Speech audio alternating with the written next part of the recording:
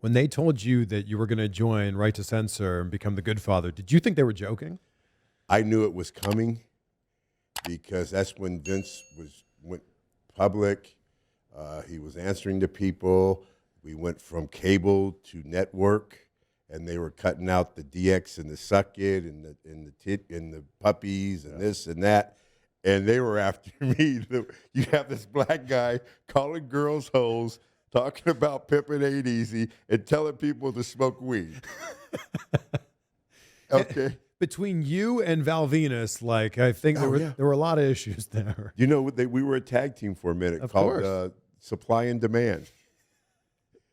Yeah. Those were the days. When I think that people now don't realize that Right to Censor was RTC against the PTC, and like basically like really taking a stand of like, we don't believe what you guys stand for. Yeah, and I hated it. I hated it, and I was going to, as soon as they told me what I was doing, that's why you'd see me come and go all the time. I always had the strip clubs here in Vegas, so I always had a means of making money. And so when I was not having fun and not making money, I would leave. And I would go to Vince and say, hey, Vince, man, it's time to go. And he would just laugh and say, okay, Charles, we'll call you in a year or so, see if you want to come back. And that's how that would go, you know. But, you know, I always get sidetracked. I smoke a lot. When did you start to realize that the Godfather character just wasn't going to work anymore in the way that, like, I guess going to network and like just the way that the world was kind of shifting?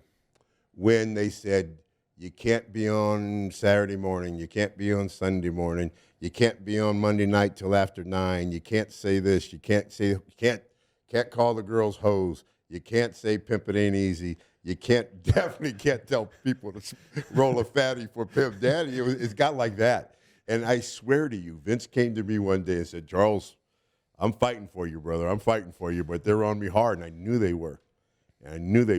And so until that day that he called me to the office and said, this is what we're going to do. And I just went, I'm not having fun no more. And so I told the wrong person that, you know what, I'm quitting. I'm out of here. And somebody told Vince that I was going to leave. So the next thing you know, me and Bull are tag team champions.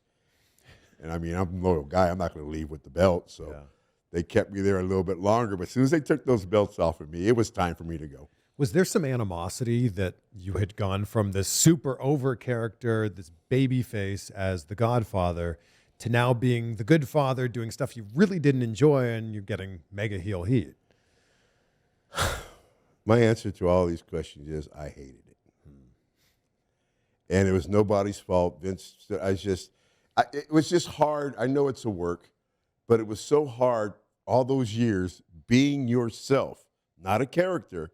You're going out at TV and just being yourself, and they're having fun, and you're making money, and then all of a sudden they take it away from you. And I remember being in the office with Vince, and Vince's like, okay, we're going to do this, we're going to do that. And I'm like, so I no more hoes?